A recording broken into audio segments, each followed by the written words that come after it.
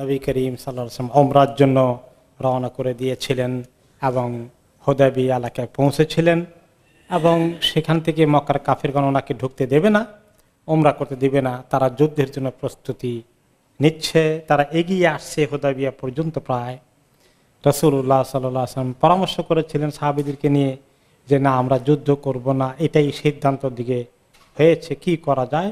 তাদের সঙ্গে দূত বিনিময় চলতেছে, তাই না? এটা এই প্রসঙ্গে আমরা ছিলাম। পানি ছিল না, একটা মুআজিজার খবর আমরা শুনেছিলাম। একটা শুনছি না দুইটা শুনছি মুআজিজা? একটা শুনেছি, গুড, ভেরি গুড। দ্বিতীয় মুআজিজা ঘটেছে এই যে হুদায়বিয়া, তিনি যখন ওই আশেপাশে নড়াচড়া করছেন বা একটু আগে এগিয়ে গিয়েছেন, আরেকবার পানির সংকট দেখা দিল। ওই কুয়ার থেকে আরো দূরে চলে আসছেন, এখন পানির আবার সংকট দেখা দিয়েছে। নবী করিম সাল্লাল্লাহু আলাইহি ওয়াসাল্লামের কাছে সাহাবায়ে কেরাম দৌড়ে আসলেন, বললেন ইয়া রাসূলুল্লাহ, সাহাবী জাবের ইবনে আব্দুল্লাহ রাদিয়াল্লাহু আনহু হাদিসটি বর্ণনা করেছেন এবং ইমাম বুখারী রাহমাতুল্লাহ আলাইহি সহিহ বুখারীতে উল্লেখ করেছেন যে আতিশান নাস ইয়াউমাল হুদায়বিয়া, হুদায়বিয়ার ময়দানে আবার যখন সাহাবায়ে কেরাম পানির অভাবে পিপাসার্ত হয়ে গেলেন, তখন সবাই দৌড়ে আসলেন। আর নবী করিম সাল্লাল্লাহু আলাইহি ওয়াসাল্লামের ওযুর জন্য মাত্র এক বদনার মতো বা এক বাকেট পানি আছে, ছোট্ট একটা প্যাকেটের বা ইয়ের মধ্যে, পাত্রের মধ্যে। তিনি তখন ওই পানিটুকুই ওনার কাছে আছে, ওনার কাছেও আর নাই। বাকি সাহাবীদের কাছে অনেক কাছেই শেষ হয়ে গেছে। তো তিনি ওযু করে ফেললেন ওই পানি দিয়ে, সামান্য পানি যা ছিল। অতঃপর তিনি সাহাবীদেরকে লক্ষ্য করে বললেন, সবাই যখন ওনার দিকে এগিয়ে আসছে উৎকণ্ঠা নিয়ে যে পানি নাই, তিনি বলেন কি হয়েছে, মা লাকুম? ক্বালু ইয়া রাসূলুল্লাহ লাইসা ইনদানা মাউন নাতাওয়াদ্দাউ বিহি ওয়ালা নাশরাবু ইল্লা মা ফি রাকওয়াতিকা। ইয়া রাসূলুল্লাহ, আমাদের কারোই কাছে পানিও নাই খাবারের জন্য, ওযু করার জন্য, আপনার এই পাত্রের মধ্যে যা আছে এই আমাদের সম্বল পানি। এখন কি হবে, আমরা কি করব? ওযু করব কেমনে করব? পানি পান করব কিভাবে? নবী করিম সাল্লাল্লাহু আলাইহি সাল্লাম এই পাত্রের মধ্যে, একটু বড় পাত্র ছিল তো, পাত্রের মধ্যে হাত রাখলেন। এরপরে আল্লাহর কাছে দোয়া করলেন। তারপরে এই পাত্র থেকে পানির ফোয়ারা বের হয়ে গেল। ফাজাআলাল মাউ ইয়াফুরু মিন বাইনি আসআবিহি কাআমসালিল উয়ুন। এভাবে তিনি পানির থেকে যখন হাত ঢুকালেন, ঢুকানোর পরে হাতের আঙ্গুল বের করলেন, আর আঙ্গুল থেকে, আসলে পাত্র থেকে না, আঙ্গুল থেকে পানি এভাবে এক একটা আঙ্গুল থেকে পানির ফোয়ারা বেরিয়ে আসলো। সাহাবায়ে কেরাম বললেন, জাবের রাদিয়াল্লাহু আনহু বলেন, ফাশারিবনা ওয়া তাওয়াদ্দানা, আমরা যথেষ্ট পানি সেখান থেকে জোগাড় করে ফেললাম, পাত্র ভর্তি করে ফেললাম, পান করলাম, ওযু করলাম এবং কিছু রেখেও দিলাম। যে সাহাবী জাবের রাদিয়াল্লাহু আনহু হাদিসে যখন পরে বর্ণনা করেছেন, শ্রোতারা বললেন তখন জাবের রাদিয়াল্লাহু আনহুকে, বারাকাল্লাহু ফিক, কাম কুনতুম ইয়াউমা ইদিন, সেদিন আপনাদের নাম্বার কত ছিল বলতে পারবেন? কারণ এই ঘটনাটি তিনি পরে বলেছিলেন, জাবের রাদিয়াল্লাহু আনহু, কত নাম্বার ছিল আপনাদের, কতজন এইভাবে ওযু করলেন আর পানি পান করলেন এবং নিজেদের পাত্রে রাখলেন? ক্বালা লাউ কুন্না মিআতা আলফিন লাকাফানা কুন্না খামসা আশরাতা মিআ। বলে যে কত মানুষ ছিলাম সেটা জিজ্ঞাসা না করে এইটা বলতে পারি তোমাকে, যদি আমরা লক্ষ লোক হতাম পানি শেষ হতো না, ফুরাতো না। তবে আমাদের নাম্বার ছিল 1500, 1500।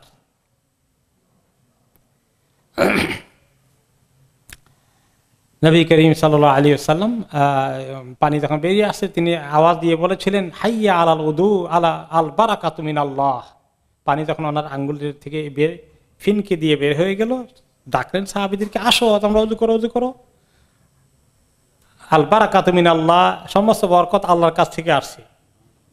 এই কথা, আল বারাকাতু মিনাল্লাহ, বরকত আল্লাহর কাছ থেকে, এই কথার অর্থ কি? কেন এটা বললেন?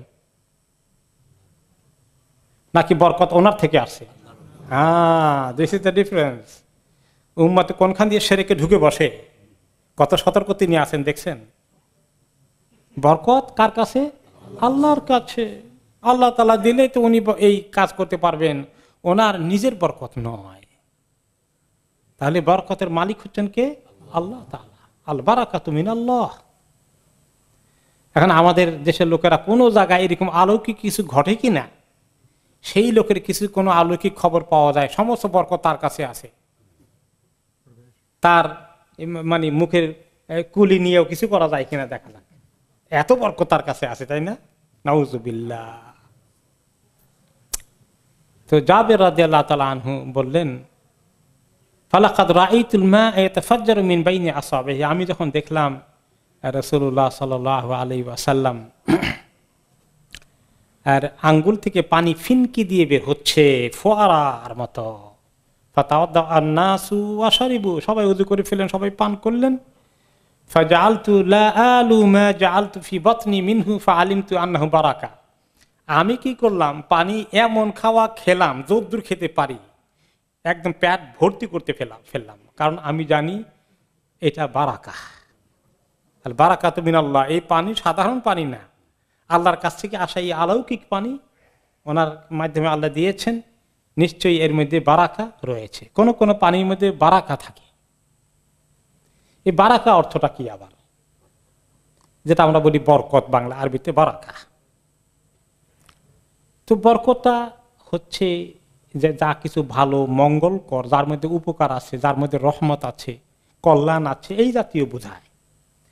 তো কোন কোন পানিতে বরকত আছে, রহমত আছে, যেমন বৃষ্টির পানি, এর মধ্যে রহমত আছে, এর মধ্যে বরকত আছে বৃষ্টির পানির মধ্যে। এই জন্য যে সমস্ত দেশে বৃষ্টি কম হয়, আরব দেশে, তারা বৃষ্টি হলে সমানে গিয়ে বৃষ্টিতে ভিজা শুরু করে। কেউ কেউ বড় বড় স্কলাররা ভিজেন মাঝে মধ্যে।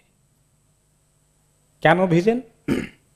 কারণ আল্লাহ তাআলা বলেছেন, ওয়া আনজালনা মিনাস সামাই মাআম মুবারাকা, আমি আকাশ থেকে বর্ষণ করি এমন পানি যেটা বরকতময়।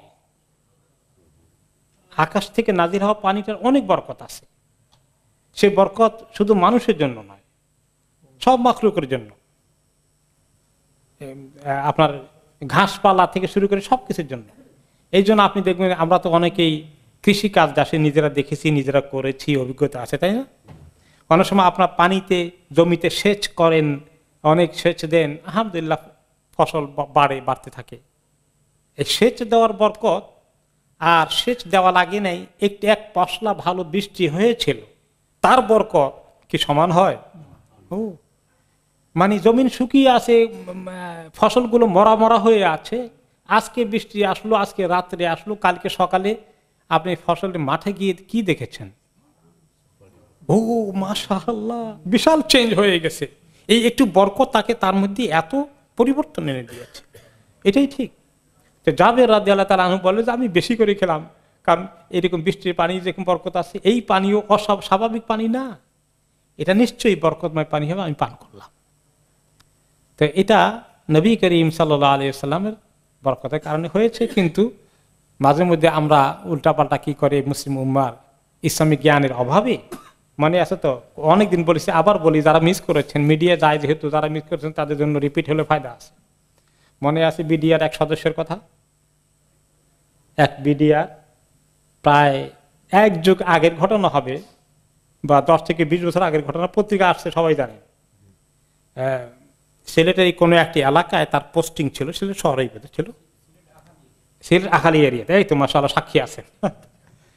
ওনার থেকে খবর আসলো কি, যে এই লোক নাকি তার পানি পড়া দিলে সব রোগ ভালো হয়ে যায়, আর কেউ মানে কোনো রোগ থাকে না।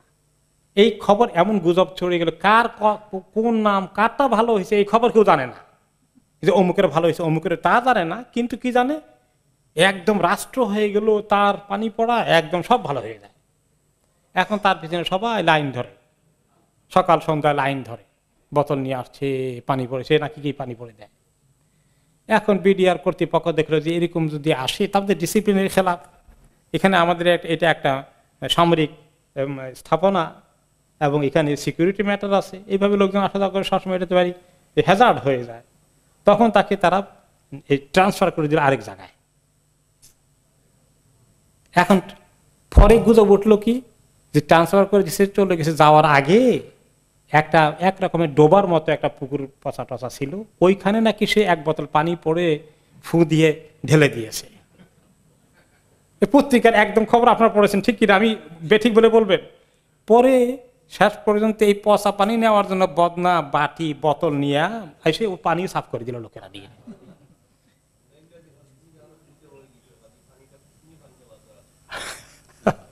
তো এই যে মানুষের মধ্যে যখন ইসলামের জ্ঞান থাকে না, গুজব একটা লাগিয়ে দেন আর বরকতের খবর ঢুকাই দেন, আরে বাবা রে বাবা কি যে লাইন দিল। এই জন্য এলেম লাগবে, তাই না? এই যে কষ্ট করে বসে আপনারা এলেম শেখার চেষ্টা করছেন, এটা জরুরি কিনা বলেন? এবং এই এলেমকে আমাদের সমাজে যখন আমরা ছড়িয়ে দেব, তখন মানুষের মধ্যে আল্লাহ তাআলা অনেক খায়ের বরকত দিবেন। আসল বরকত সে এলেমের কারণে আসবে, ঠিক কিনা? কোরআন হাদিসের কারণে আসবে। আর তা না হলে মানুষ কোন বরকতের পিছনে দৌড়বে? দেখেন তো, মানুষের পিছনে বরকত খোঁজে, মাজারের পিছনে বরকত খোঁজে, আর কি কি পিছনে বরকত খোঁজে মানুষ। যাই হোক, তো সাহাবী এই পানি পান করলেন, এটা তো বাস্তবতা রয়েছে, এটা তো ভেরি ট্রু, তিনি রাইট কাজ করেছেন। এরপর আমরা আসি যে এইভাবে তিনি অপেক্ষা করছেন, তাদের ওখানে যেতে পারছেন না, মক্কার দিকে তারা ঢুকতে দেবে না। কিছু আলাপ আলোচনার দূত বিনিময় চলছে। এ ফাঁকে দিয়ে একদিন রাত্রে বৃষ্টি এসে গেল, খুব বৃষ্টি হয়ে গেল। রাত্রিবেলা এশা নামাজ ওনারা পড়েন নাই।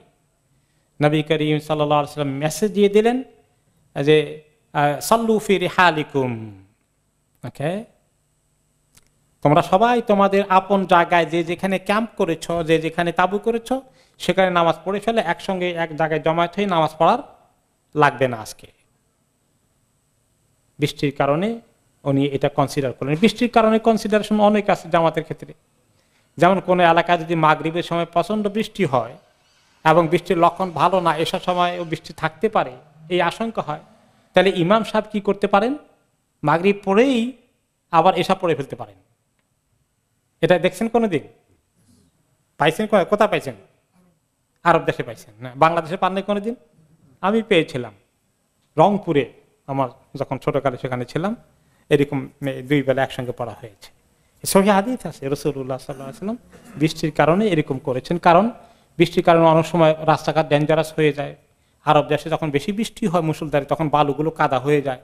এই অবস্থায় মসজিদে আসা, ওখানে মসজিদের পাশে কি পুকুর আছে নাকি সব ধোবে টোবে, এগুলোর ব্যবস্থাও নেই। আর মসজিদে যে মসজিদ ওনার ছিল, এই মসজিদের ছাদ কিসের ছাদ ছিল? খেজুরের পাতা। এটা কি বৃষ্টি আটকাবে? শুধু ছায়া হতো রোদ থেকে বাঁচার জন্য। কাজে তিনি অর্ডার দিলেন, তখন তিনি এরকম মাগরিব পড়ে এসা পড়ে বলতেন। সেই তরিকায় তিনি সফরের মধ্যেও এটা করলেন। বৃষ্টির হয়ে রাত্রে হয়ে গেল, সকালবেলা আবার ওনাদের সঙ্গে দেখা হলো। তারপরে নবী করিম সাল্লাল্লাহু আলাইহি সাল্লাম সকালবেলা অবশ্য সবাই তখন বৃষ্টি থেমে গেছে, ফজরের জামাত পড়তে এসেছেন ওনার সঙ্গে একসঙ্গে জামাতে। তো ফজর নামাজ তিনি পড়ানোর পরে সাহাবীদের দিকে মুখ ফিরে তিনি বললেন, আতাদরুনা মাযা ক্বালা রাব্বুকুম, তোমরা কি জানো তোমাদের রব কি বললেন আমাকে? আমার আল্লাহ কি বললেন? বৃষ্টির পরে আমাকে একটা মেসেজ দিলেন। কি বলছেন ইয়া রাসূলুল্লাহ? আমরা বললাম আল্লাহু ওয়া রাসূলুহু আলাম, আল্লাহ এবং তার রাসূল তো ভালো জানেন, আমরা কি জানবো আল্লাহ কি বলছেন। ফাকালা ক্বালা আল্লাহু আসবাহা মিন ইবাদি মুমিনুন বি ওয়া কাফিরুন বি, যে আল্লাহ তাআলা আমাকে বললেন যে আমার কিছু বান্দা সকালে রাতে ঘুমায়, সকাল থেকে উঠে কেউ আমার প্রতি মোমেনই থাকে, মোমেন হয়, আর কেউ সকালবেলা ঘুম থেকে উঠে কাফের হয়ে যায়। হয়তো রাতে সে মোমেন ছিল, এখন কাফের হয়ে গেল। তো এখন কিভাবে হয়? এটা তো মেসেজ বোঝা গেল না কি কারণে এরকম হয়। তিনি আর ব্যাখ্যা করলেন। আল্লাহ তাআলা বলেছেন, ওনাকে হাদিসে কুদসিতে আল্লাহ তাআলা বলেন, এটা হাদিস কুদসি, এটি বুখারীর হাদিস, সহিহ বুখারীর হাদিস।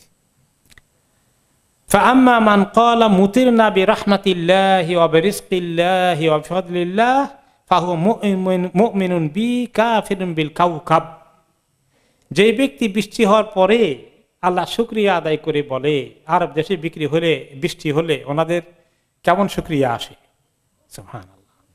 কতদিন পরে বৃষ্টি হয়, বৃষ্টি তো সহজে হয় না। তো সবাই তখন যারা মোমেন মুসলিম তারা কি করে? আল্লাহ শুকরিয়া আদায় করে। মুতিরনা বিরাহমাতিল্লাহ, আল্লাহর রহমতে আমাদেরকে বৃষ্টি দেওয়া হলো, আল্লাহর রহমতে আমাদের প্রতি বৃষ্টি নাজিল হয়েছে। অবিরিজকিল্লাহ, আল্লাহর রিজিকের কারণেই, তার রিজিকের বরাদ্দ হিসাবে এটা এসেছে আমাদের কাছে। হবে ফাদলিল্লাহ, আল্লাহ তাআলার দান ছিল এই বৃষ্টিটা, তার অবদানে এটা ঘটেছে, তার মেহেরবানিতে এই বৃষ্টিটা হয়েছে। এইরকম যারা বৃষ্টি হওয়ার পরে আল্লাহর প্রতি কৃতজ্ঞতা প্রকাশ করে, স্বীকৃতি দেয়, এরাকে ফাহুয়া মুমিনুন বি কাফিরুন বিল কাওকাব, এই লোকগুলো কি হয়ে যায়, আমার প্রতি সত্যিকার মুমিন হয়ে যায়। এবং তারা তারকারাজি, তারাদের প্রতি তারা কাফেরি করে, কুফরি করে। তারা আল্লাহর প্রতি বিশ্বাসী হয়, আর বিভিন্ন গ্রহ নক্ষত্র, তারা, তারকা, এইগুলার প্রতি অবিশ্বাসী হয়। এই মুমিনগণ যারা এরকম আল্লাহর স্বীকৃতি দান করে। আর যারা অপোজিট, ওয়া আম্মা মান ক্বালা মুতিরনা বিনাজমি কাযা ফাহুয়া মুমিনুন বিল কাওকাব কাফিরুন বি, আর যারা বলে যে আমাদেরকে তো অমুক গ্রহ নক্ষত্র, অমুক তারা, এই তারার বদৌলতে, তার মেহেরবানির কারণে বৃষ্টি হয়েছে। কারণ আরবরা চন্দ্রের পূজা করত, সূর্যের পূজা করত, গ্রহ নক্ষত্রের পূজা করত, কোন কোন গ্রহ নক্ষত্র ঠিক করে রেখেছে, এগুলার মেহেরবানির কারণে বৃষ্টি হয়। মুতের না বেনাও এ কাদা, তারা বলে যে আমরা এইরকম তারকার সুদৃষ্টির, নেক দৃষ্টির কারণে বৃষ্টি পেয়েছি। তো যারা এরকম বলে মুতের নাবি নাজমে কাদা, অমুক তারকা, অমুক গ্রহ নক্ষত্রের কারণে, তাদের ফজিলতে, তাদের বদৌলতে, বদান্যতায় আমরা বৃষ্টি পেয়েছি। ফাহুয়া মুমিনুন বিল কাওকাব, এই লোকদের মাবুদ হলো কাওকাব, তাদের কাওকাবের অর্থাৎ গ্রহ নক্ষত্র, তারা, এগুলোকে তারা বিশ্বাসী। কাফিরুন বি, তারা আমায় অবিশ্বাসী, অর্থাৎ আল্লাহর প্রতি অবিশ্বাসী। তারা বিভিন্ন মূর্তি, তারকা, এগুলোর এলাহিয়াতে বিশ্বাসী হয়ে গেল, আল্লাহর এলাহিয়াতে বিশ্বাসী থাকলো না। এই জন্য বৃষ্টি যে হয়, মনে করতে কার হুকুমে হয়? আল্লাহ তাআলার হুকুমে হয়। অবশ্য আধুনিক জামানা বলে নিম্ন চাপের নাকি ঊর্ধ্ব চাপের কারণে বৃষ্টি হয়েছে। এটা হতে পারে উসিলা, কিন্তু আসল বৃষ্টি কে দেন? আল্লাহ তাআলা দেন। আল্লাহ তাআলার ইচ্ছা এটা ঘটে। ওয়ানাজ্জালনা মিনাস সামাই মাআম মুবারাকা, আমি নাজিল করি, আল্লাহ তাআলা বললেন। এই জন্য আরব দেশে, যে সমস্ত দেশে একটু ইসলামিক ভাবধারা আছে বা ছিল, এখন আস্তে আস্তে সব জায়গায় উঠে যাবে, তারা ওয়েদার ফোরকাস্ট যখন করে, আবহাওয়ার আগাম যখন তারা বার্তা দেয় যে আগামীকালকের দিনটা কেমন হবে, বৃষ্টি হওয়ার সম্ভাবনা আছে, এগুলো বলে, তারা এটা বলার পরে কথা বেমাশিআতিল্লাহ, আল্লাহর হুকুমে, আল্লাহর হুকুম থাকলে আগামীকাল বৃষ্টি হবে, আল্লাহর হুকুম থাকলে 2 দিন পরে বৃষ্টি হবে, তারা এই কথাটা অ্যাড করে। এভাবে বৃষ্টির পরে তখন ওনারা কিভাবে নামাজ পড়লেন সেটা আসলো। তারপরে আমরা আসি যে এখন ওই যে দূত ইয়ালির কাজ, দূত বিনিময়ের কাজ চলছে। নবী করিম সাল্লাল্লাহু আলাইহি ওয়াসাল্লাম যখন এই অবস্থায় আছেন, ইন্তজার করছেন, তাদের সঙ্গে আলাপ আলোচনা কি করা যায়, তাদেরকে কিভাবে মেসেজ দেওয়া যায়, তারা অ্যালাউ করুক যে উনি ওমরা করতে আসছেন। এই সময় বোধহয় একজন আসছিল, বুদাইল ইবনে ওয়ারাকা আল খুজাই, তার কাহিনী আমরা শুনেছিলাম লাস্ট টাইমে, আমি একটু কনফিউজ হয়ে গেছি, যে বুদাইল ইবনে ওয়ারাকা আল খুজাই নামে একজন এসেছিলেন কাফেরদের পক্ষ থেকে, কিন্তু আসলে তিনি নবী করিম সাল্লাল্লাহু আলাইহি ওয়াসাল্লামের শুভাকাঙ্ক্ষী, যদি তিনি অমুসলিম, তাকে নবী করিম সাল্লাল্লাহু আলাইহি ওয়াসাল্লাম বিশ্বাস করে, কাফেররাও বিশ্বাস করে। তো উনি দেখলেন যে এখন একটা সংঘর্ষ ঘটে যাবে, ওনারা উমরা করতে আসছেন, এরা করতে দেবে না, এই উপলক্ষে যুদ্ধ লেগে যায়, খামাখা কিছু লোক মারা যাবে। এই খোজাই কবিলার এই লোকটি একটু নিরপেক্ষ কিসিমের লোক, তিনি আসলেন রাসূলুল্লাহ সাল্লাল্লাহু আলাইহি ওয়াসাল্লামের কাছে। এসে নবী করিম সাল্লাল্লাহু আলাইহি ওয়াসাল্লামকে বললেন, আমি দেখে আসলাম তারা তো কাব ইবনে লুআই, আমির ইবনে লুআই, এরা ওই হুদাইবিয়ার, আপনারা তো পানির ক্রাইসিসের এরিয়ায় পড়ে গেছেন, আসল পানি যেখানে আছে তারা ওইটা দখল করে ওখানে তারা সবাই রেডি হয়ে আছে, আপনারা একটু আগালে তারা আপনাদেরকে অ্যাটাক করবে। তো অহম মুকাতিলুকা, তখন ওয়াসাদুকা আনিল বাইত, আপনার সঙ্গে তারা লড়াই করবে, কিছুতেই আপনাকে আল্লাহর ঘরে ঢুকতে দেবে না এবং আপনাকে ওমরা করতে দেবে না। তিনি তখন কি জবাব দিয়েছিলেন আমরা এটা শুনছিলাম না গত সপ্তাহে? ওকে, নো দ্যাটস ফাইন দেন। ইন্না আলাম নাজি ইলাইকা তাআলা আহাদ, যে তুমি তাদেরকে গিয়ে বলো আমরা আসলে কারোর সঙ্গে যুদ্ধ করতে আদৌ কোনো যুদ্ধের ইচ্ছা নিয়ে আসিনি, পিওরলি আমরা ওমরা করতে এসেছি। যে না মুতামিরিন, ওমরা আদায় করতে এসেছি। আর কুরাইশ আর কত যুদ্ধ করবে? কাদনা হাকাতহুমুল হারবু ওয়া আদাররাত বিহিম, এই যুদ্ধ তাদের তো অনেক ক্ষতি করলো, তাদের বড় বড় লিডার কয়েকটা তো মারা গেল, কত রক্তপাত হয়ে গেল, যুদ্ধ খামাখা চাপিয়ে দিল আমাদের কাছে। ফাইন শাউ মাদাতুহুম মুদ্দাতান ওয়া ইউখাল্লু বাইনি ওয়া বাইনান নাস, তাহলে তারা যদি চায় এক কাজ করতে পারে, আর যুদ্ধের দিকে না গিয়ে তারা একটা সন্ধি চুক্তি করুক আমাদের সঙ্গে, একটা মেয়াদ পর্যন্ত, যে এতদিন পর্যন্ত আমাদের মধ্যে কোনো যুদ্ধ হবে না, আমরা কেউ কাউকে হঠাৎ করে অ্যাটাক করব না, আমরা কেউ কাউকে আক্রমণ করবো না, এরকম একটা অনাক্রমক চুক্তি করার জন্য তাদেরকে একটু কনভিন্স করা যায় কিনা তুমি চেষ্টা করে দেখো। এভাবে তারা যদি সেই চুক্তি না করে, এই মেসেজ দিও যে আমি একটা মিশন নিয়ে আল্লাহ আমাকে পাঠিয়েছেন, আমাকে এই কাজ করতে হবে। তারা যদি আমাকে রুখতে চায়, রুখতে পারবে না। কিন্তু তারা যদি রক্তপাত এড়াতে চায়, আমি রক্তপাত এড়ানোর জন্য চুক্তি করতে, সন্ধি করতে রাজি আছি।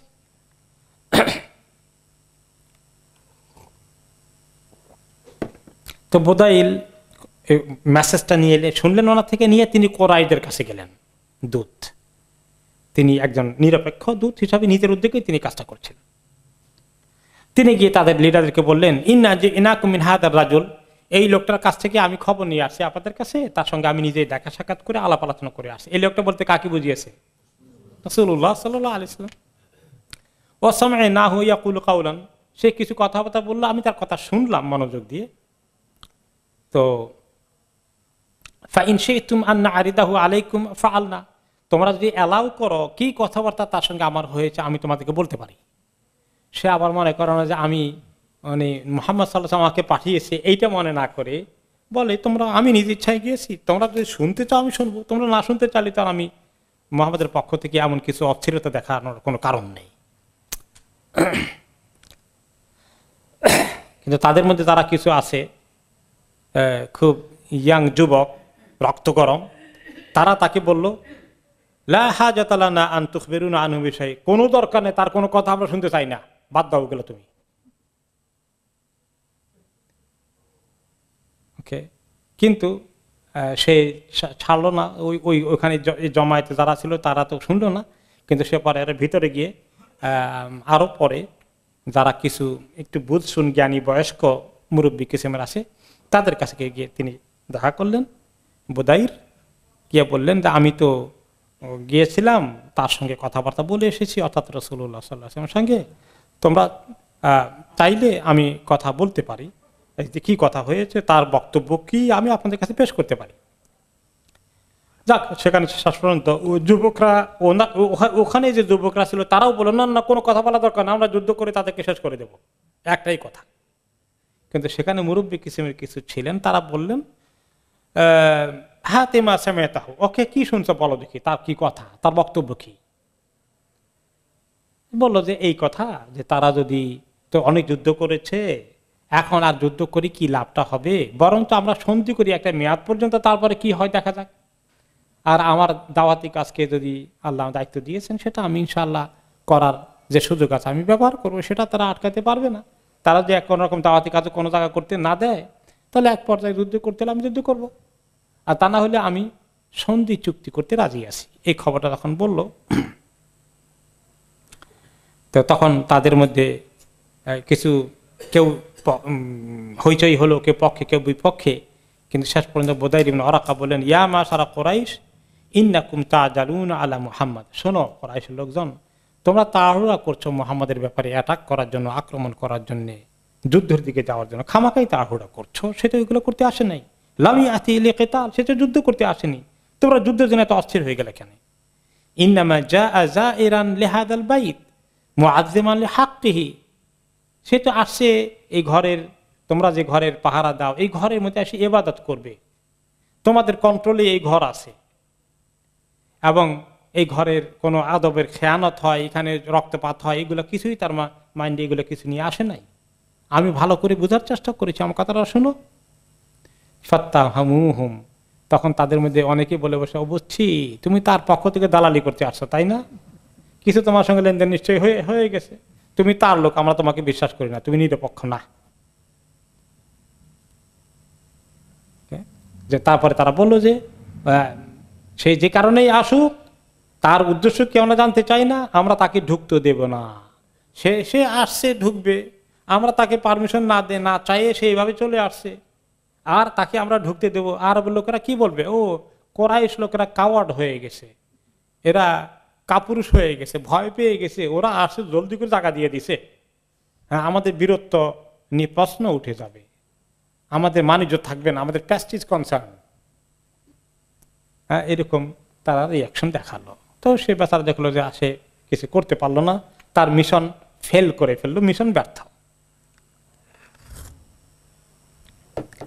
এরপরে এখন এটা তো নিরপেক্ষ, সে নিজ উদ্যোগে নিয়েছিল। এখন কোরাইশরা নিজে তাদের একজন নিজের লোক পাঠালেন মুহাম্মদ সাল্লাল্লাহু আলাইহি ওয়াসাল্লামের কাছে গিয়ে কথা বলার জন্য, কারণ একে ওনারা বিশ্বাস করতে পারছিলেন না। তারা জানে যে ইনি মুহাম্মদ সাল্লাল্লাহু আলাইহি ওয়াসাল্লামের দুশমনি করেন না, কাজেই তার পক্ষ হয়েই কথা বলছেন। এই জন্য তাদের পক্ষ থেকে একজন পাঠালো, তার নাম হলো মিকরাজ ইবনে হাফস। সে আমর ইবনে লুআই কবিলারি বংশের অন্তর্ভুক্ত। ওনাকে যখন সে যখন আসলো, কাছাকাছি এসেছে, দূত হিসাবে খবর নিয়ে, বুঝতে পারলেন সাহাবারা নবী করিম সাল্লাল্লাহু আলাইহি ওয়াসাল্লাম একটু দূর থেকে যখন তাকে দেখলেন, দেখে চিনলেন, চিনে তিনি মন্তব্য করলেন, হাদা রাজুলুন ফাজির, এই লোকটা ভালো মানুষ না। ওই আগের যে বেচারা আসছিল বোদাইর, ওই বেচারা তো একটু ভালো মানুষই ছিল ঠিকই, এইটা ভালো লোক না, এটা একটা পাজি লোক, দুষ্ট লোক, বদ লোক। তারপরে সে আসলো রাসূলুল্লাহ সাল্লাল্লাহু আলাইহি ওয়াসাল্লামের কাছে, মানে সাহাবায়ে কেরামকে তিনি আগেই মেসেজ দিলেন যে তোমরা তার ব্যাপারে খুব বেশি অপটিমিস্টিক হয়ে লাভ নেই, খুব বেশি পজিটিভ হয়ে কোনো লাভ নাই, কারণ he is not a good guy. যখন সে কাছে আসলো, নবী করিম সাল্লাল্লাহু আলাইহি ওয়াসাল্লামের কথা বলল, নবী করিম সাল্লাল্লাহু আলাইহি ওয়াসাল্লাম তাকে ওই মেসেজই দিলেন যেটা তিনি বুদাইলকে দিয়েছিলেন, যে আমরা দেখো উট নিয়ে এসেছি, আমরা যুদ্ধ করতে চাই না, এগুলো ভালো করে তিনি বলার চেষ্টা করলেন, জাস্ট আমরা উমরাটা করে চলে যাব। তখন সে আসলো, আসার পরে সে কোরাইশ লোকদেরকে খবর দিল যে আমাকে সে এই কথা বলেছে, আর বেশি কিছু আলাপ আলোচনা হয় নাই। সে খবর নিয়ে চলে আসলো, কোরাইশদেরকে ইনফর্ম করলো। কোরাইশরা তার এতটুকুন খবরেও তারা শিওর হতে চাইলেন না। তারা মনে করলো উনি ঢুকে আবার হঠাৎ করে বক্কা দখল, মানে কাবা দখল করে ফেলেন কিনা, এরকম তাদের সন্দেহ, শোভা সন্দেহ কিছুটা ছিল। তখন তারা কোরাইশরা আরেকজনকে পাঠালেন দূত হিসাবে, আরেকজনকে আল হেলস ইবনে আলকামা আল কিনানি, তাকে পাঠানো হলো। তিনি হলেন কোরাইশদের বাইরে যে নন কোরাইশ কবিলার লোকগুলো মক্কা বা তার আশেপাশে বসবাস করে, এদেরকে বলা হয় আহাবিশ, তাই না? আহাবিশ কোরাইশ আর বাকিরা আহাবিশ। তিনি আহাবিশদের, নন কোরাইশদের একজন অন্যতম গুরুত্বপূর্ণ সর্দার, তাকে পাঠালো হলো। নবী করিম সাল্লাল্লাহু আলাইহি সাল্লাম যখন তাকে দেখলেন যে এই লোকটি আসছে, হেলস ইবনে আলকামা আল কিনানি আসছে, তিনি সে পৌঁছার আগে তাকে দেখে মন্তব্য করলেন, হাদা মিন কওমিন ইউআযযিমুনাল বুদনা ফাবআসুহা লাহু। এই লোকটা যে আসছে, এ কিন্তু তার একটা ভালো গুণ হচ্ছে যে তখনকার জামানায় মনে আছে আমি বলেছিলাম, হজের সময় না উমরার সময়ও লোকেরা এসে কিছু কোরবানি করত এবং মক্কার আশেপাশের লোকদেরকে খাওয়ানোর জন্য এটা করত। উটের কোরবানিটাকে বেশি পছন্দ করত আরবদের কাছে সবচেয়ে, এবং আল্লাহর কাছেও দামি কোরবানি কোনটা? উটের কোরবানি। তো উটের কোরবানি আসে, বললো যে সে উটের কোরবানি পছন্দ করে, সে আসলে তোমরা আগেই সবগুলা উটের কোরবানি তার সামনে হাজির করে দিবা, যে দেখেন আমরা এই উটের কোরবানি নিয়ে আসছি, প্রায় 70টা মতো উট নিয়ে আসছিলেন কোরবানি করার জন্য, দেখো এগুলা দেখাই দিও তাকে, তাহলে সে আমাদের পজিটিভ মেসেজটা পেয়ে যাবে যে আমরা যুদ্ধ করতে আসিনি, যুদ্ধ করতে আসলে এতগুলো কোরবানির পশু আনে নাকি কেউ। তো লোকেরা তাকে কোরবানির পশুটা নিয়ে আসলেন, আর সে যখন কাছাকাছি আসছে সবাই তখন তালবিয়া পড়তেছেন, লাব্বাইক আল্লাহুম্মা লাব্বাইক পড়তেছেন, তাকে বোঝানোর জন্য যে আমরা এবার ইহরামের হালতে উমরা করতে এসেছি। ফালাম্মা রাআ যালিকা ক্বালা সুবহানাল্লাহ, এটা দেখার পরে সে বলল সুবহানাল্লাহ, মা ইয়ানবাগি লিহাউলা আন ইয়াসুদ্দু আনিল বাইত। এই বেচারারা তো দেখা যায় নির্ভেজাল খাঁটি উমরা করতে এসেছে, এদের তো অন্য কোনো উদ্দেশ্য নাই, আমার কাছে পরিষ্কার। এদেরকে ঠেকাই দেওয়া, ওমরা করতে না দেওয়া তো জঘন্য অপরাধ। কারণ এখনো মনে করেন যদি কোনো জালিম বাদশাহ হজ ওমরা করতে না দেয়, বন্ধ করে দেয়, কোনো দেশের লোকদেরকে বা কোনো এলাকার লোকদেরকে নিষেধাজ্ঞা অর্পণ করে, তাহলে লোকেরা কি সহজে নেবে? নেবে না। তো আরবদের মধ্যে, কোরাইশদের মধ্যে এটা ছিল তখন। ইব্রাহিম আলাইহিস সালামের পর থেকেই যে কোনো কওম আসবে অন্য কোনো দেশের, কোনো অসৎ উদ্দেশ্য তাদের না থাকলে, আক্রমণ করতে না আসলে, রিয়েলি যদি তারা হজ ওমরা করতে আসে, বাধা দেওয়া যাবে না, এটা বড় ক্রাইম হয়ে যাবে। এইটা বুঝতে পারলেন এই লোক আহবাসদের যিনি লিডার, যিনি এসেছিলেন হেলস, তিনি বললেন। তো তিনি, ওনার কাছে মেসেজ ক্লিয়ার, নবী করিম সাল্লাল্লাহু আলাইহি ওয়াসাল্লাম একই কথা ওনাকে বলে দিলেন। তিনি আসলেন কোরাইশদের কাছে, বললেন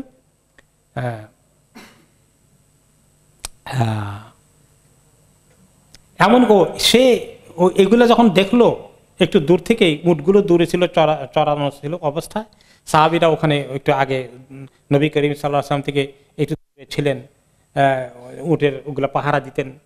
ওই যখন ওনাদের তালবিয়া শুনছেন, উনি আগে থেকে বলে দিয়েছেন তাকে দেখলে তালবিয়া উচ্চারণ করবা আর উটগুলো দেখাই দিবা। যখন সে এগুলো দেখছে, উট দেখেছে, তালবিয়া দেখেছে, এখন সে আর রাসূলুল্লাহ সাল্লাল্লাহু আলাইহি ওয়াসাল্লামের কাছ থেকে ওনার কাছেও আর আসে নাই, সে মেসেজ পেয়ে গেছে।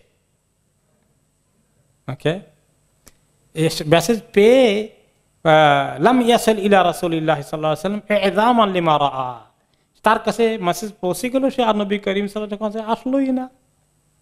তো সে উল্টা তখন আবার মক্কার দিকে ছুটলো। ফাকাল লাহুম, গিয়ে তাদেরকে বলল, রাআইতুল বুদনা কাদ কুল্লিদাত উশইরাত, আমি দেখলাম যে তাদের সবাই তালবিয়া করছে, আর উটগুলোকে জবাই কোরবানির উট হিসেবে যেভাবে কিছু চিহ্ন তাদের গলায় বেঁধে দেওয়া হয়, এগুলো কোরবানির পশু, কেউ এগুলাকে কখনো টাচ করে না, চুরি করার চিন্তা করে না, এইভাবে রেডি করা আছে সবগুলো, আমি দেখে এসেছি। আমার কাছে কনফার্ম যে সে তারা অন্য কোনো উদ্দেশ্য নাই।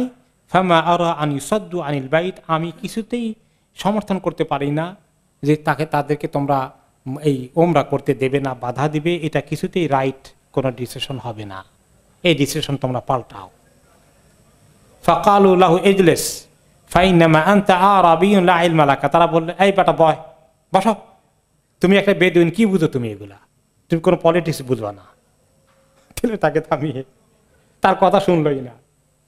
তুমি বেদুইন, কোরাইশ লোকেরা মনে করে আমরা তো হলাম ইন্টেলেকচুয়াল লিডার কিসেমের লোক, আমরা এগুলো পলিটিক্স বুঝবো, সেই বেটাই বুঝে কি বয় বেটা।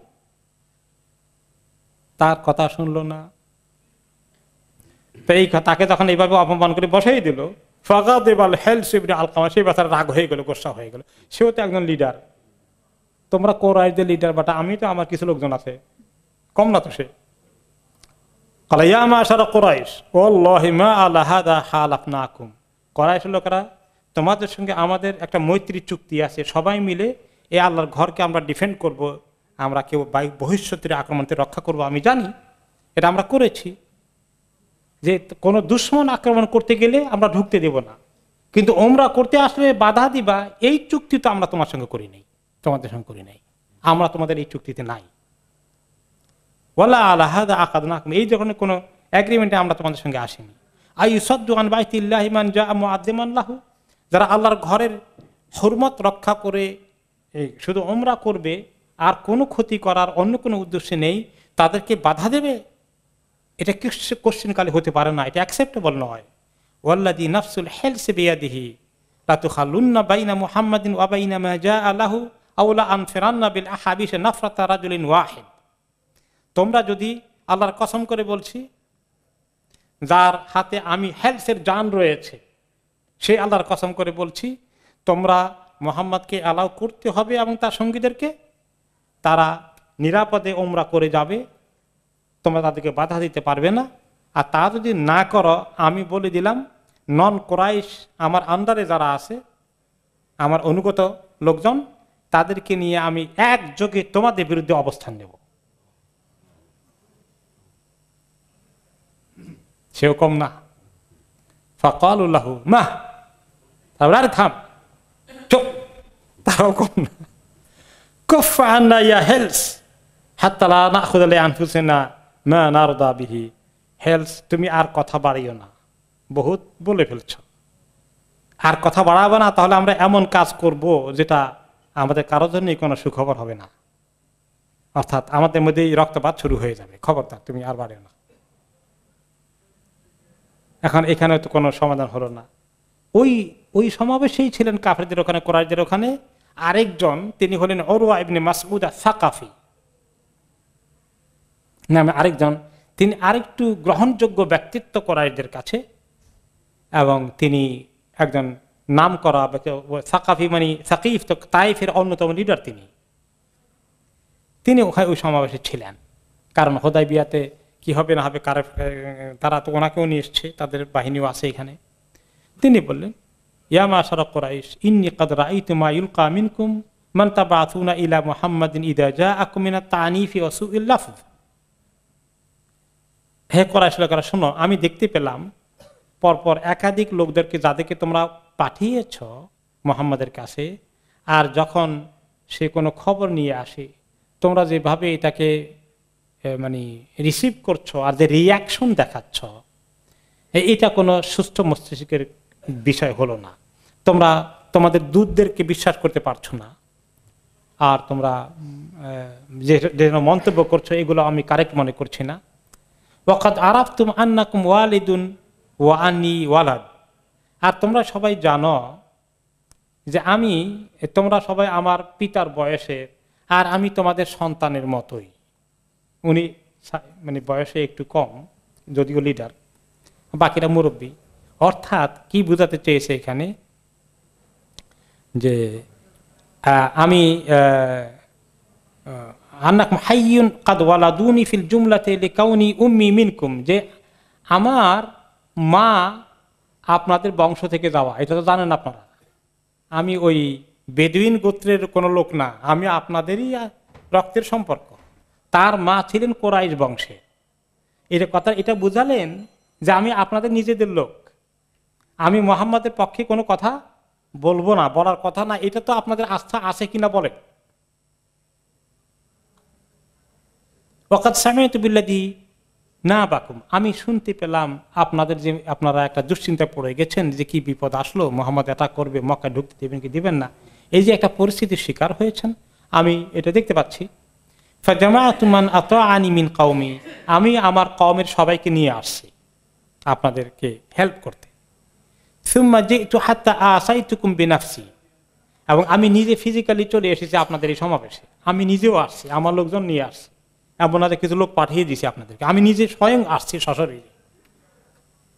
মা আনতা আনতা, তো এখন এতগুলো দ্বারা আপনারা কি বিশ্বাস করেন আমি কি আপনাদের পক্ষের লোক না বিপক্ষের লোক, কি মনে হয় আপনাদের কাছে?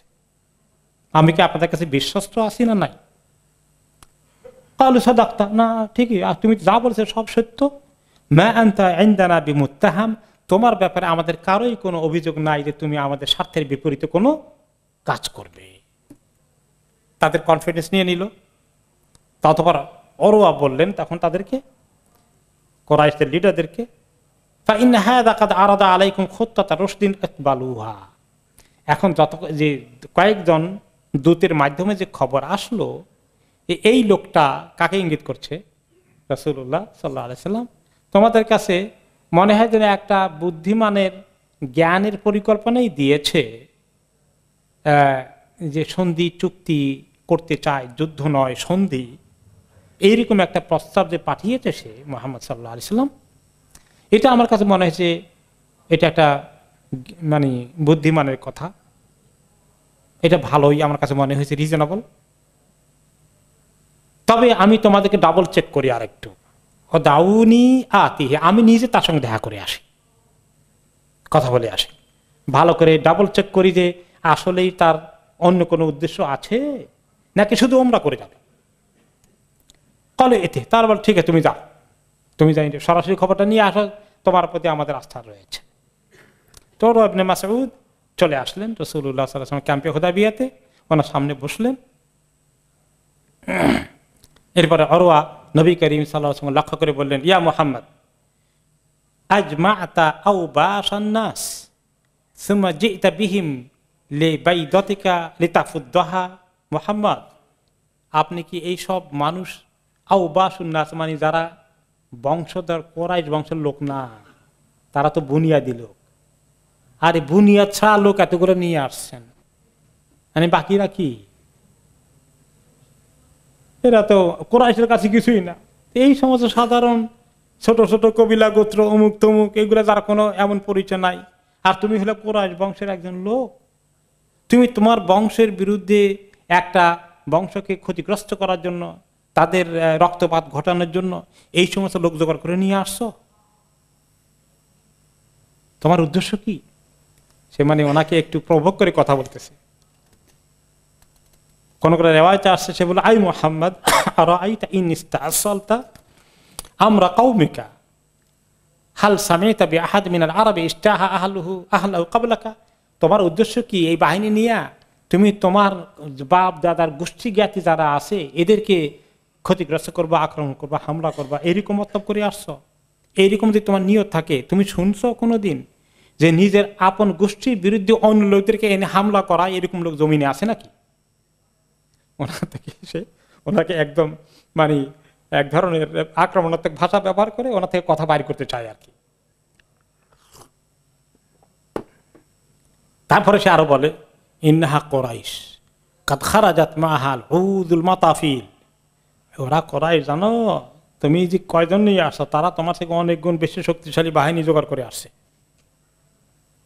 জলুদান নুমুর, বাঘের চামড়া দিয়ে পোশাক বানিয়ে আসছে তোমাদেরকে ভয় দেখানোর জন্য। ইউআহিদুন আল্লাহ আল্লাহ তাদখুলা আলাইহিম আনওয়াতান আবাদান, তারা কসম করছে, শপথ করছে সবাই মিলে আল্লাহর সঙ্গে যে তারা তোমাকে ঢুকতে দেবে না। ওয়া আইমুল্লাহ লাকাআন্নী বিহাউলাই কাদ ইনকাশাফু আনকা গাদান। আর তাদের যে শক্তি সাহস আমি দেখতে পেলাম, তাদের যে প্রস্তুতি দেখেছি, তারা যদি অ্যাটাক করে কালকের দিনের বেশি, কালকের দিনেও তুমি টিকতে পারবা না, একদিনেই তোমার শেষ করে দেবে তারা। অন্য রায়াতে আসছে, ফাইন্নী ওয়াল্লাহি লা আরা উজুহান ওয়া ইন্নী লা আরা আসওয়াবা মিনান নাসি খালিকান আন ইয়াফিরু ওয়া ইয়াদউকা। আরো বলল কি, আর তোমার সঙ্গে যাদেরকে দেখতে পাচ্ছি আমি, এগুলো তো সবগুলোর বংশ বুনিয়াদের এমন শৌর্য বীর্য এমন কোনো ইতিহাস কিছুই নাই।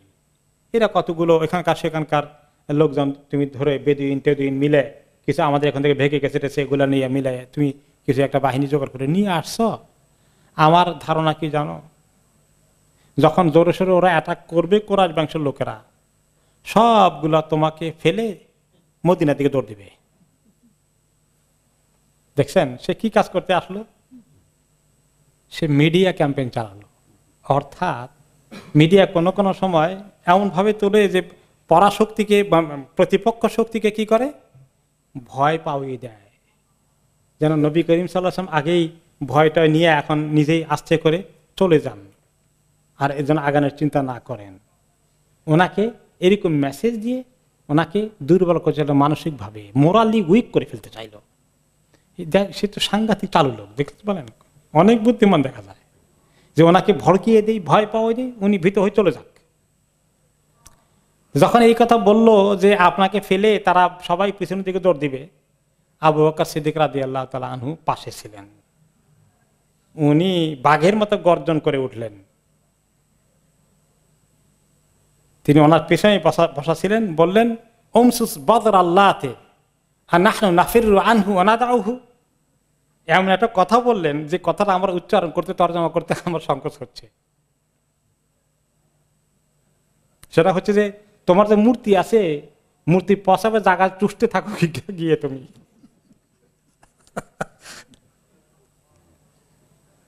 যাও তোমার মূর্তি ওটা গিয়ে চষো। আনাহনু নাফিরু আনহু ওয়া নাদাউহু, আমরা, তুমি বলতে চাও আমরা আল্লাহর নবীকে রেখে আমরা ভেগে চলে যাব? এবার দেখছেন এই মিডিয়ার অবস্থা কেমন শক্তিশালী। নবী করিম সাল্লাল্লাহু আলাইহি ওয়াসাল্লাম আল্লাহ তাআলা এরকম সাহাবীদেরকে দিয়েছিলেন, বাঘের মতো গর্জন করে উঠেছে, তার একদম কড়া জবাব দিয়েছেন। তো ওরা ওনাকে চিনতে পারেনি, সে তো তায়েফ থেকে আসা, ভালো করে হয়তো চিনেন নাই। আবু বকর রাদিয়াল্লাহু আনহু তো মক্কায় ছিলেন। তো ওরা বললেন, ইবনে মাসউদ বললেন, মান হাদা ইয়া মুহাম্মদ, কে এত লম্বা কথা বললো, এটা কে? কাল হাদা ইবনে আবি কুহাফা, চিনো না? আবু কুহাফার ছেলে।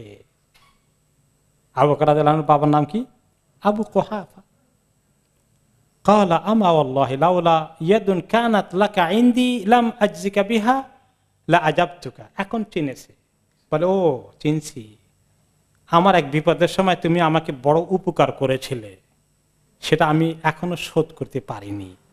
এই পাওনাটা তোমার আমার কাছে যদি না থাকতো, তাহলে তোমার এই কথার এমন একটা জবাব দিতাম আমি এখন। যেহেতু আমি তোমার কাছে ঋণী আছি, হয়তো কোনো এক বিপদের সময় ওনাকে উদ্ধার করেছে আবু বকর রাদিয়াল্লাহু আনহু, যে ওইটা আরবদের আবার একটা জিনিস ছিল, তারা সহজেই ঋণ শোধ করা ভুলে যায় না। এটা তারা আগে থেকে তাদের এই ওয়াফা এবং এগুলো তাদের কতগুলো গুণ ছিল, সেই কারণে বলে আমি আর এর চেয়ে বেশি কিছু তোমাকে বলতে পারলাম না এখন।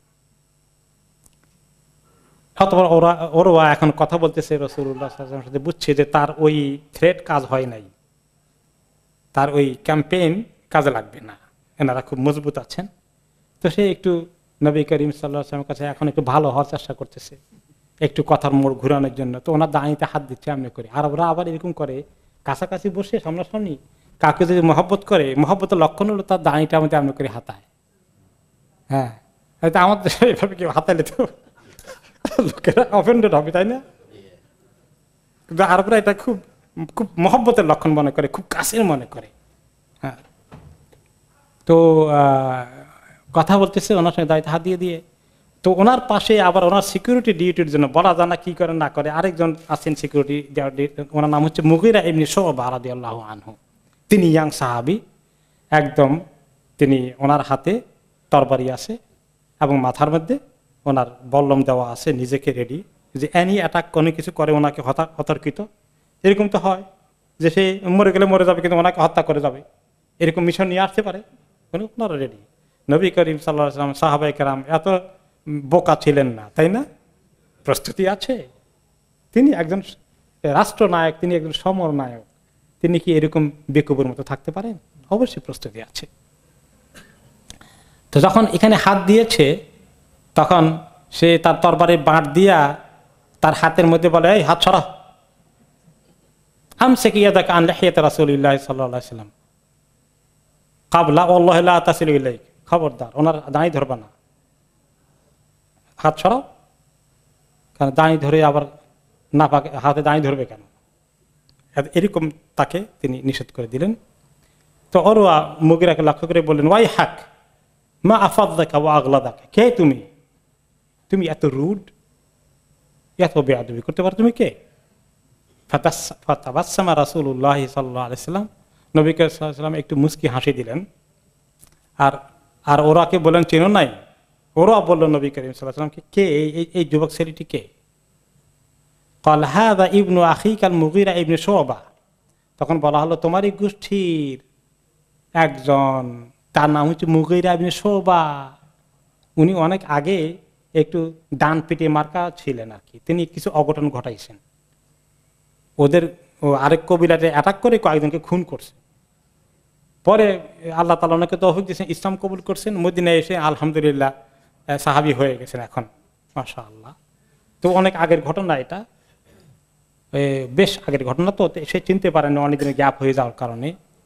তখন ওরা তাকে এবার চিনলেন, পরিচয় দেওয়ার পরে বলেন, আই গোদার, এই বিশ্বাসঘাতক, ওহাল গাসাল তাসাও আতাকা ইল্লা বিল আমস। তোমার যে এই যে খুন করছিলে আরেক কবিলা লোকেরা, সেটা আমরা সবাই মিলে শোধ করতে মাত্র গতকালকে শোধ হইল, কতদিন লাগছে এটা শোধ করতে? মুক্তিপণ না দিলে তো ওরা আমাদের সঙ্গে যুদ্ধ করতো, আর তুমি আসো এখানে আমার সঙ্গে লম্বা লম্বা কথা বলতে না। তারপরে তিনি বললেন, আলাস্তু আসআফি গাদর থেকে, আমারও কন্ট্রিবিউশন ছিল না আমার কবিলার পক্ষ থেকে তোমার এটার মুক্তিপণ আদায় করতে, রক্তপণ আদায় করতে। যাই হোক, এরপরে এই কথাবার্তা হচ্ছে। আর ওরওয়া শুধু ইয়ার মুখ আসহাবেন নবী সাল্লাল্লাহু আলাইহি ওয়াসাল্লাম, সেই নবী করিম সাল্লাল্লাহু আলাইহি ওয়াসাল্লাম সাহাবীদের চেহারা দিকে দেখে, অবজার্ভ করে, সবকিছু কথা বলে আর অবজার্ভ করছে, আর দেখে সুবহানাল্লাহ কিভাবে নবী করিম সাল্লাল্লাহু আলাইহি ওয়াসাল্লামকে তারা সম্মান করে। তিনি কথা বললেই মানে হিড়িক পড়ে যায়, কে এটা আমল করবে, বাস্তবায়ন করবে, যে প্রাণের চেয়ে ওনাকে এত মহব্বত করে, এগুলো সব সে দেখছে। এবং কি সাহাবায়ে কেরাম নবী করিম সাল্লাল্লাহু আলাইহি ওয়াসাল্লাম দিকে এমনি করে তাকান না, এরকম করে দেখেন না, সম্মানের কারণে চোখটা উঠেই দেখতে পারেন না, নিচু হয়ে থাকেন ওনার সামনে এসে। এগুলো সে দেখলো। তিনি কুরাইশদের কাছে চলে গেলেন, গিয়ে বলেন, শোনো, এই আমার কম বসো তোমরা, আমি অনেক বড় বড়